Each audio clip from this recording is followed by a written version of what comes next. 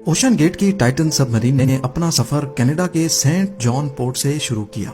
जिस लोकेशन पे इसको ओशन के अंदर डाइव करना था, ये सेंट जॉन से 700 किलोमीटर दूर नॉर्थ अटलांटिक ओशन में वाक़ है और इसी पॉइंट पर ठंडे पानी के नीचे ओशन की गहराइयों में टाइटैनिक का शिप रेक भी मौजूद है। सैटरडे 17 जून 2023 को ये सफर शुरू किया गया और प्लान के मुताबिक अगले दिन संडे को सुबह 8 बजे टाइटन को पानी में उतारा जाना था। आपको यहाँ बताते चलें कि डाइव से पहले टाइटन में एक मसला नोटिस किया गया था, लेकिन उसके बावजूद भी अपनी जान दांव पर लगाकर इसको ओशन में उतार दिया गया। वो क्या मसला था और आखिर पता होने के बावजूद भी ये खतरा क्यों मोल लिया गया? जेम टीवी के वीडियोस में एक बार फिर से खुशामदीद। नाज़रीन, इस सफर में टोटल 5 लोग मौजूद थे, जिसमें एक्शन एविएशन के फाउंडर हार्नेश हार्डिंग भी मौजूद थे। इन्होंने जेफ बेजोस के साथ स्पेस में भी ट्रेवल किया था। दूसरे नंबर पे स्टॉकटन रश, जो ओशन गेट के सीईओ भी थे। ये अमेरिकन कंपनी ओशन टूरिज्म के लिए सबमर्सिबल्स फराहम करती है। तीसरे नंबर पे 77 साला पॉल हेनरी थे, जिन्होंने पहले भी टाइटैनिक को विजिट किया था। ये शिप रेक के एक्सपर्ट थे और इनको टाइटैनिक के बिखरे हुए पार्ट्स की काफी जानकारी थी।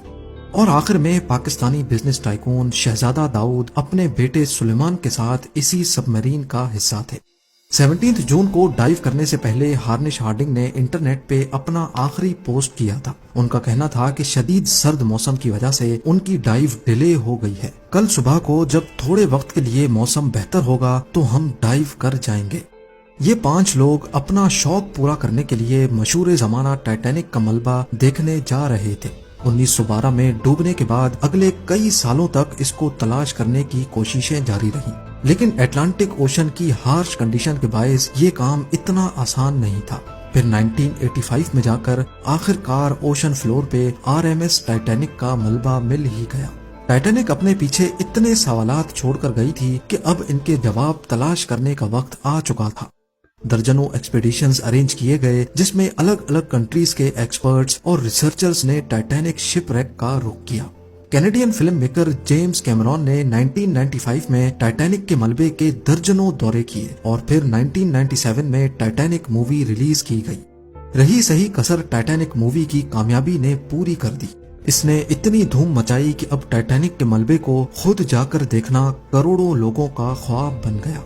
यानी ये काम अब सिर्फ रिसर्च के मकसद तक ही महदूद नहीं, बल्कि शिप रेक साइट पर टूरिस्ट भी जाना शुरू हो गए। कहा जाता है कि ओशन की गहराई तक जाना स्पेस में जाने से भी ज्यादा मुश्किल है और इसकी सबसे बड़ी वजह है पानी का प्रेशर। टाइटैनिक शिपरेक समंदर की सतह से 4000 मीटर यानी 4 किलोमीटर नीचे है। इस गहराई को इमेजिन करना हो तो आप बुर्ज खलीफा को देखें और समझ लें कि टाइटैनिक का मलबा समंदर में करीब 5 टाइम्स बुर्ज खलीफा की हाइट जितना नीचे है। इस गहराई में पानी का प्रेशर 5800 psi होता है। ये उतना ही प्रेशर होगा कि इंसान के पूरे जिस्म पर नहीं, बल्कि सिर्फ 1 स्क्वायर इंच के हिस्से पर एक पूरा हाथी खड़ा कर दिया जाए। तो अब आप अंदाजा लगा लें कि एक सबमरीन में कितने स्क्वायर इंच होंगे और उस पर कितना ज्यादा प्रेशर पड़ता होगा।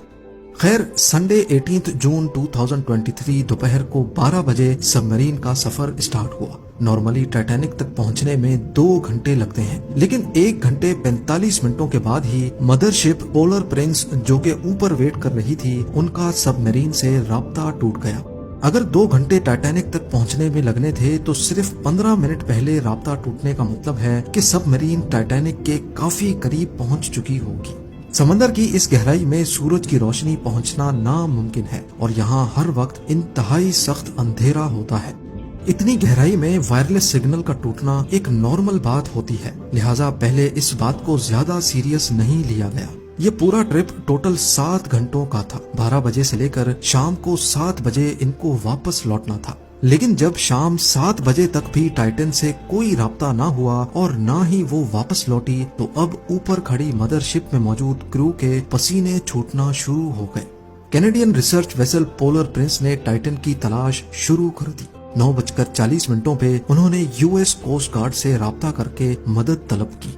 अगले दिन मंडे को यूएस और कैनेडियन शिप्स और प्लेन्स ने पूरे एरिया में एक प्रॉपर सर्च ऑपरेशन शुरू कर दिया। उन्होंने सिर्फ समंदर की सतह पर ही नहीं, बल्कि सोनार स्कैनिंग की मदद से पानी के अंदर भी अपनी तलाश जारी रखी। इस